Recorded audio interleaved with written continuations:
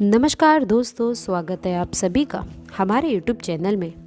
दोस्तों, यदि आप अपने जीवन में कुछ अच्छा सीखना चाहते हैं तो हमारे चैनल को सब्सक्राइब ज़रूर करिएगा।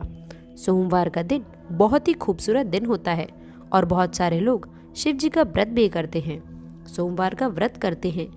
लेकिन सोमवार के दिन आपको कुछ चीज़ें ध्यान रखनी चाहिए और कुछ ऐसी गलतियाँ जिनको यदि आप भूल से भी कर लेते हैं तो दोस्तों जाने अनजाने में आप लोग बड़ी मुसीबत का सामना कर सकते हैं और इसका बहुत बड़ा भुगतान आपके साथ साथ आपके परिवार वालों को भी भुगतना पड़ सकता है।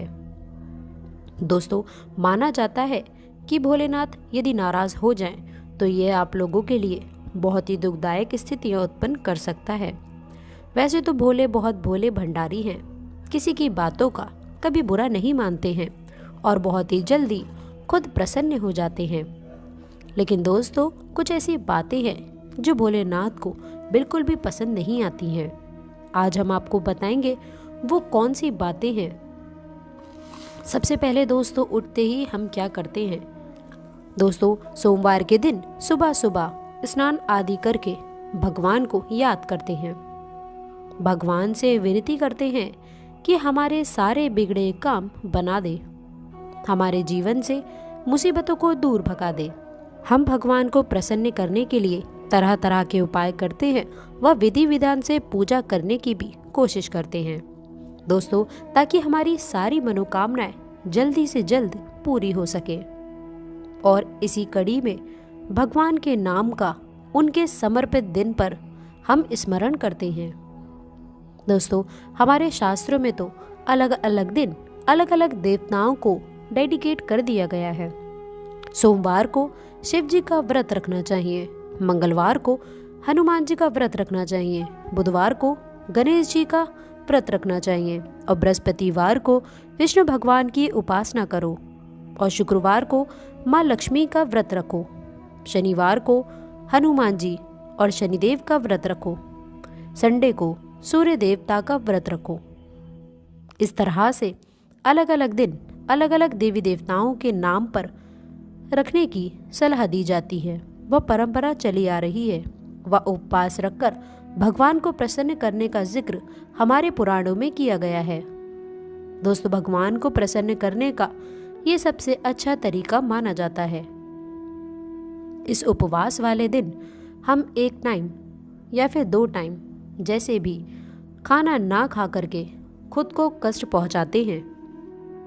इस तरह से भगवान का ध्यान अपनी ओर आकर्षित करते हैं। दोस्तों, आगे बढ़ने से पहले आपसे रिक्वेस्ट करते हैं कि वीडियो को लाइक ज़रूर करिएगा, अपने दोस्तों के साथ शेयर कर दीजिएगा। अगर आपने अभी तक चैनल को सब्सक्राइब नहीं किया है तो प्लीज़ चैनल को सब्सक्राइब करके नोटिफिकेशन बेल को ऑल पर सेलेक्ट ज़रूर करिएगा। दोस्तों, आपकी मेहनत और भक्ति को देखकर माना जाता है कि भगवान अपने भक्तों की मनोकामना को अवश्य ही पूरा करते हैं। जब बात उपवास रखने की आती है तो सबसे अधिक पूरी दुनिया में सोमवार का व्रत रखा जाता है। सोमवार का दिन शिव जी को समर्पित किया गया है। सोमवार को शिव जी के नाम का व्रत रखते हैं। लेकिन दोस्तों, आपको आज हम बता दें शिव जी के नाम के व्रत रखने का महत्व क्या होता है। दोस्तों, ये सिर्फ व्रत का मतलब ये नहीं होता कि आप 1 और 2 बार खाना खाएं, बल्कि इसके कुछ नियम व कायदे भी बनाए गए हैं जिनका पालन आपको ज़रूर से ही करना चाहिए। दोस्तों, जो भी व्यक्ति इन नियम कायदों का पालन नहीं करता है उसका सोमवार का व्रत फेल हो जाता है और इसके साथ ही साथ माना जाता है कि उस पर उल्टा शिव जी का प्रकोप इन लोगों को झेलना पड़ सकता है। यदि आप भी शिव जी का व्रत करते हैं, सोमवार का व्रत करते हैं, शिव जी की अक्सर पूजा किया करते हैं, तो दोस्तों आपको ध्यान रखना चाहिए कि कुछ गलतियां बिल्कुल भी भूल से भी आपको नहीं करनी चाहिए। दोस्तों, सोमवार के दिन आपको अन्न का सेवन नहीं करना है, ये बात सभी जानते हैं। लेकिन दोस्तों, कई बार फलहार या फिर खाना खाते समय नमक का सेवन कर लेते हैं। दोस्तों, आपकी जानकारी के लिए ये खास बात बता दूं कि सोमवार के व्रत को रखते समय आप लोगों को दिन भर में कभी भी नमक का सेवन नहीं करना चाहिए। दोस्तों, यहाँ तक कि आपने एक वक्त का भी यदि उपवास रखा है और शाम के वक्त में आप किसी भी समय खाना खाते हैं, तो दोस्तों तब भी आपको बिना नमक का ही व्रत रखना चाहिए। दोस्तों, यदि आपको नमक की ज़रूरत है तो आप थोड़े से सेंधा नमक का इस्तेमाल कर सकते हैं, लेकिन नमक को आपको भूल से भी हाथ नहीं लगाना चाहिए। दोस्तों, दूसरी चीज़ जो आती है, जो आपको उपवास वाले दिन ध्यान रखने वाली है कि उपवास वाले दिन आपको पूर्ण रूप से ब्रह्मचर्य का पालन करना चाहिए। स्त्री हो या फिर पुरुष, जिसने भी सोमवार का व्रत यदि रखा हो और आप शादीशुदा हो, तो दोस्तों पति पत्नी दोनों को संयम बरतना चाहिए। इस दिन भूल कर के भी आपको संबंध नहीं बनाने चाहिए, वरना आपका ये उपवास फेल हो जाता है। शिव जी का प्रकोप उल्टा झेलना पड़ सकता है, क्योंकि किसी भी उपवास में और ब्रह्मचर्य का पालन करना बहुत ही अनिवार्य माना जाता है। दोस्तों, तीसरी चीज़ जो आपको ध्यान रखनी चाहिए वो ये है कि कभी भी किसी बड़े बुजुर्ग का अपमान आपको नहीं करना चाहिए। सोमवार के दिन विशेष रूप से अपने बुजुर्गों की, घर के बड़ों की, माता हो, पिता हो, बड़े भाई हो, भाभी हो, कोई भी हो, बहन हो, जीजा जी हो, जो भी लोग हैं आपके जीवन में, उन सभी का आपको अपने से जो भी बड़े हैं, यदि आप स्कूल जाते हैं तो दोस्तों टीचर्स हों, आप कहीं ऑफिस जाते हैं तो आपसे बड़े कुलीग हों, जो भी अच्छे हैं, बड़े लोग हैं, उनका अपमान सोमवार के दिन आपको भूल करके भी नहीं करना चाहिए। दोस्तों, भले ही वह आपको दो बातें सुना भी दे, तो यदि आपने व्रत किया हुआ है सोमवार के दिन, तो दोस्तों चुप रह जाना, मौन रह जाना, लेकिन आपके लिए ये काफ़ी श्रेयस्कर होता है।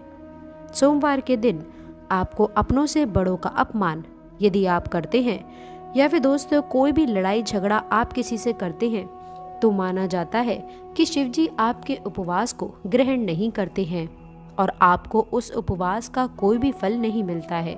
और दोस्तों उल्टा आपको कभी कभी यदि गलती आपकी हो तो आपको दंड की प्राप्ति हो सकती है। दोस्तों, सोमवार के दिन किसी भी प्रकार की हिंसा में आपको भागीदारी नहीं बनना चाहिए। दोस्तों, यदि कहीं पर भी लड़ाई झगड़ा हो रहा हो, बीच में आप दोस्तों के साथ में यदि गए और किसी ने आपके दोस्तों को मारा पीटा, तो आप भी उस हिंसा में शामिल मत हो जाइए।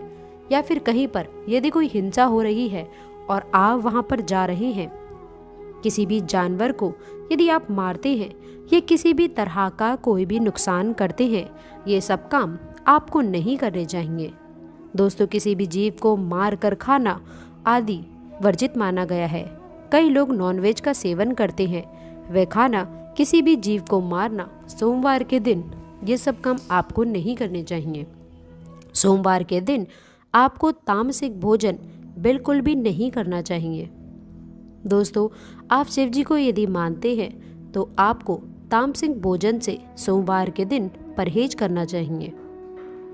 तामसी भोजन व्रत के एक दिन पहले यानी कि संडे रात के समय से आपको बिल्कुल रोक देना चाहिए। दोस्तों, किसी भी लोगों से यदि आप लोग गाली गलौज का प्रयोग करते हैं तो ये नहीं करना है। किसी के भी मन को दुख पहुंचाने वाले काम कभी नहीं करने हैं। यदि आपने गाली नहीं दी लेकिन किसी को ऐसी बात बोली कि वह इमोशनली उसने आपको हर्ट कर दिया, तो दोस्तों उसके जीवन पे उसे छीन लेने तक की उल्टी सीधी बातें यदि बोल दी, उसके मन को ख़त्म कर दिया। ऐसी बातें दोस्तों, ऐसे अपशब्द आपको लोगों के साथ में नहीं बोलने चाहिए। ऐसा करने से जिसे हम इमोशनल अत्याचार कहते हैं, वह भी नहीं करना चाहिए, वरना दोस्तों शिव जी का प्रयोग आपको झेलना पड़ सकता है। दोस्तों, उपवास वाले दिन दोनों टाइम में आप लोगों को शिव जी के सामने बैठकर आरती ज़रूर करनी चाहिए। सुबह और शाम दोनों समय आरती गाएं, नहीं तो कम से कम शाम के समय आपको आरती ज़रूर करनी चाहिए। शिव जी को आपको अगरबत्ती जलानी चाहिए या फिर धूप जलाएं, घी का दीपक जलाएं और हो सके तो थोड़ा सा जल चढ़ाएं। थोड़े से कच्चे दूध और पंचामृत से अभिषेक करें। दूध, दही, घी, चीनी, शहद आदि से अभिषेक करें। जो भी फल मौसमी फल हो वह आप उनको चढ़ाएं। इस तरह से आप उनकी पूजा ज़रूर करिएगा। दोस्तों, हो सके तो सोमवार को आपको शिव मंदिर जाना चाहिए व एक नारियल ज़रूर फोड़ना चाहिए।